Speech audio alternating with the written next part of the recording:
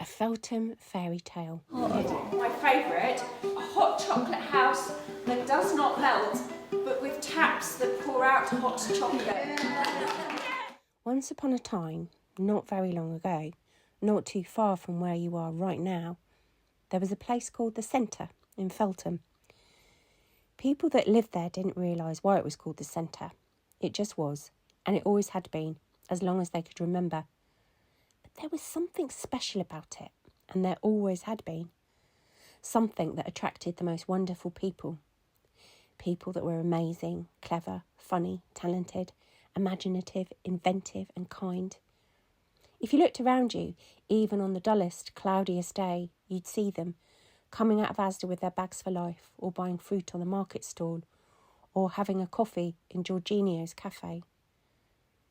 But at the beginning of our story, some things were not wonderful there in the centre, not yet anyway. Some of the people felt it got a bit, neglected, that some people had forgotten about the place and how special it was and so much potential it had.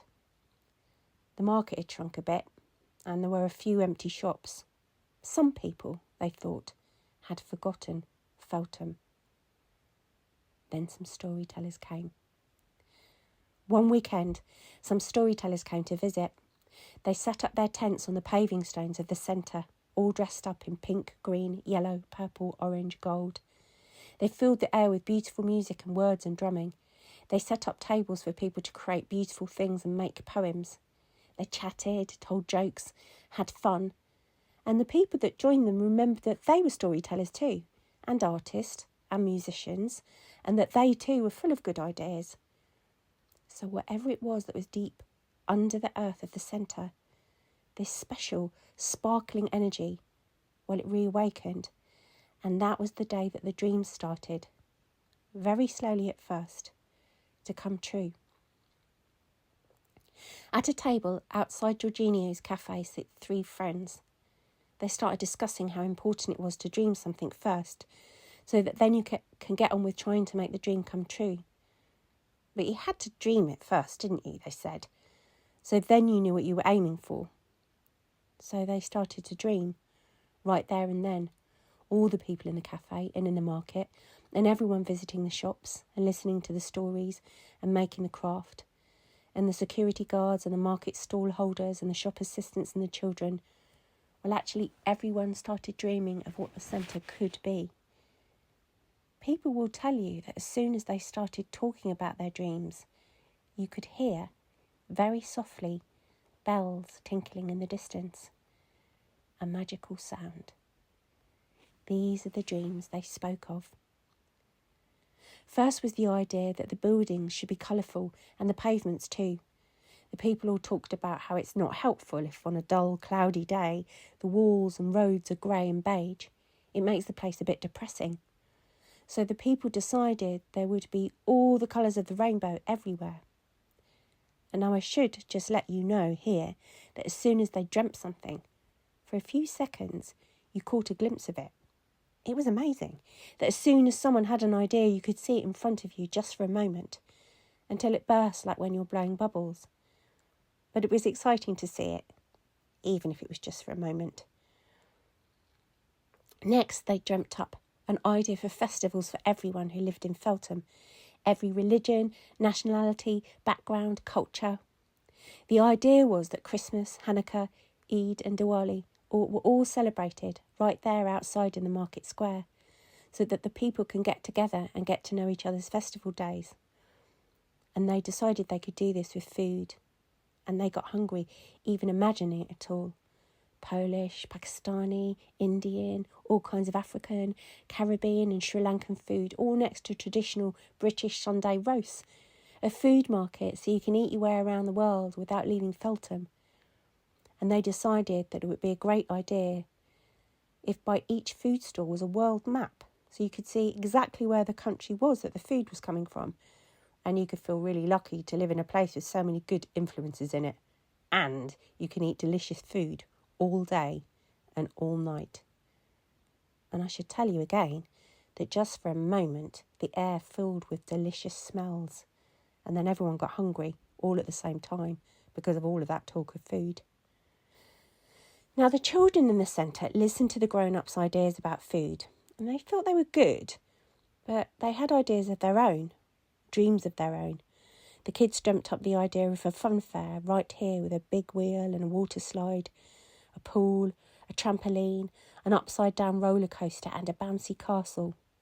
They looked up the tower blocks of flats around the centre and they realised, well, it would be easy to install slides straight from the balcony of the flats, which could then land swoosh straight into a pool or a bubbly jacuzzi, which everyone could use. Then they realised every flat who wanted to slide down could have one as a shortcut to the centre, which meant you wouldn't have to use the stairs or a lift. And the air would soon be full of the sound of people laughing. And that was a very good sign of improvement, the children thought. But they didn't stop there. Oh no. They dreamt up zip lines coming from the flats which went all the way to their schools. Then they started to get really inventive. They decided that it would be a fun idea if there were squares you could stand on in the centre, which could launch you into space if you wanted to go.